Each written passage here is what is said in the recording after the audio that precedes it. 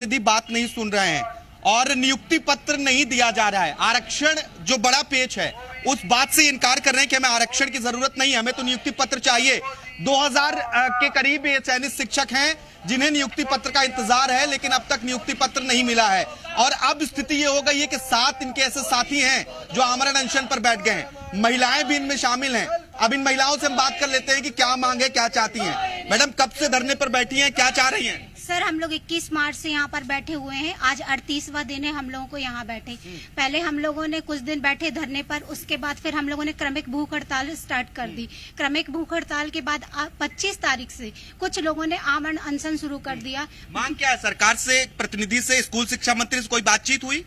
Sir, मांग सभी से मांग तो जाके हम लोगों ने रखी है, लेकिन सरकार सुनने के लिए तैयार नहीं है। बार बार यही बोलते हैं कि आप लोगों के लिए, कुछ मंत्रियों से सर हम लोगों ने 38 दिन हो गए, एक एक मंत्री के सर हम लोग घर आए हैं, बंगले पर जाके उनको रिक्वेस्ट करके आए हैं कि सर प्लीज हमारा कुछ करिए। आश्वासन यही मिलता है करेंगे करेंगे, पर सर कब करेंगे? 4 साल की भर्ती हो गई, कुछ तो यहाँ पर ओवर एज हो गए, अब कुछ करने के लायक नहीं है। ये दर्द देखिए, बहुत दर्द है मैडम। रोने की स्थिति में आ गई हैं और क्योंकि 38 दिन बीत चुके हैं, अब तक मांगों पर कोई विचार नहीं हो रहा है। नियुक्ति पत्र का इंतजार है क्योंकि इनका चयन हो चुका है, स्कूल का अलॉटमेंट हो चुका है, लेकिन अब तक जो नियुक्ति पत्र है वो नहीं मिल पा रहा है। कई महिलाएं हैं और बहुत सारे पुरुष भी हैं। इसके अलावा 7 लोग ऐसे हैं जो आमरण अनशन पर बैठे हुए हैं। आपको उधर की तस्वीरें भी दिखाते हैं।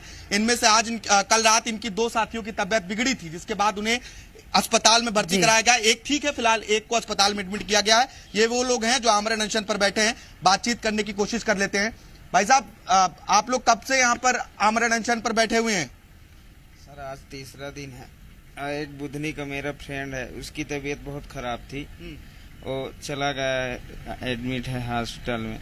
आप लोगों ने कुछ खाया पिया नहीं 3 दिन से? नहीं सर। कब तक ये आमरण अनशन करते रहेंगे? सर, जब तक ज्वाइनिंग नहीं दी जाती तब तक हम आमरण अनशन चालू रखेंगे, क्योंकि अगर सरकार को हमें देना था ज्वाइनिंग तो सत्यापन क्यों कराया था? अगर नहीं देना था, सत्यापन नहीं कराते तो हम उस आशा में नहीं रहते। अगर सत्यापन कराया है तो ज्वाइनिंग भी देनी पड़ेगी।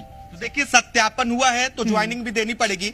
दिक्कत कहाँ आ रही है, इसी बात को ये लोग भी जानने की कोशिश कर रहे हैं कि आखिर ज्वाइनिंग क्यों नहीं हो पा रही है, जबकि वेरिफिकेशन हो चुका है, अलॉटमेंट हो चुका है।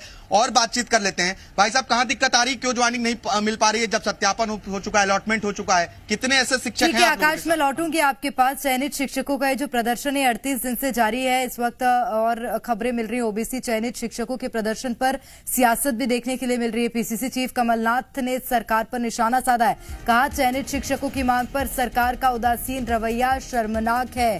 चयनित शिक्षकों को उनका हक दे सरकार। नियुक्ति की मांग पर तत्काल फैसला हो। हितेश वाजपेयी इस वक्त हमारे साथ फोन लाइन पर जुड़ गए हैं। हितेश जी, स्वागत करती हूँ जी मध्य प्रदेश छत्तीसगढ़ में। हितेश जी, कहाँ दिक्कत जा रही है? चयनित शिक्षक प्रदर्शन कर रहे हैं, 38 दिन कम समय तो नहीं होता सर?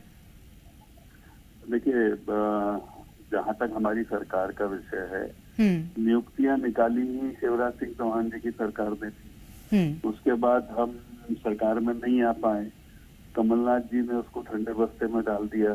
फिर उसके बाद हमारी सरकार पुनः बनी बीच में। उसके बाद बनने के बाद हमने फिर से उसका वेरिफिकेशन, सत्यापन करके नियुक्तियां शुरू भी कर दी है। जी। तो चयनित